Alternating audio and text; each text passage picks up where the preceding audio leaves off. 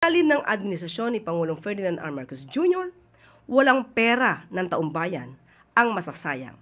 Lahat ay napupunta sa makabuluhang programa na naglalayong maiangat ang kalidad ng pamumuhay, lalo na ang kalusugan ng bawat mamamayan.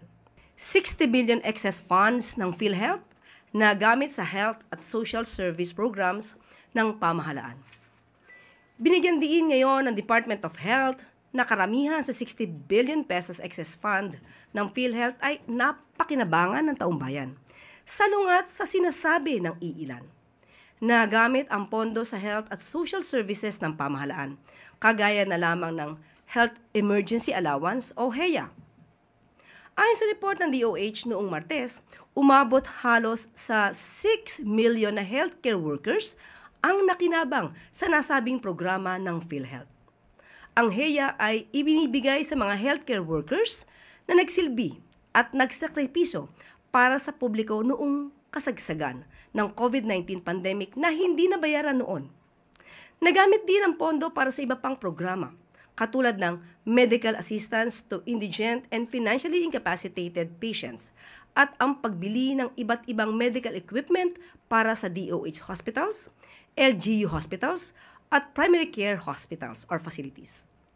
Malaking bahagi rin dito ay napunta sa 3 DOH health facilities at sa health facilities enhancement programs. Dahil sa ilalim ng administrasyon ni Pangulong Ferdinand R. Marcos Jr., walang pera ng taumbayan ang masasayang.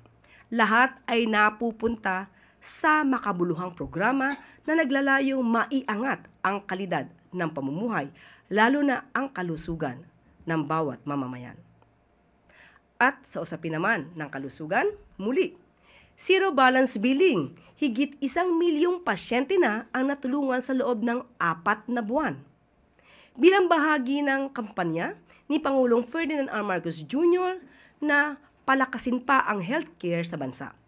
Umabot na sa higit 1,078,000 patients ang natulungan ng zero balance billing program ng Department of Health, matapos lamang ng 4 na buwan.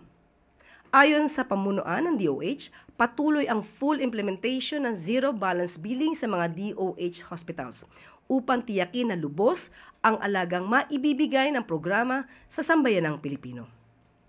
Makakaasa ang mga kababayan natin na mananatiling abot kamay ang maayos na kalidad na serbisyo ng mga pampublikong hospital at libre ang pagpapagamot para sa mga lubos na nangangailangan na mga kababayan natin.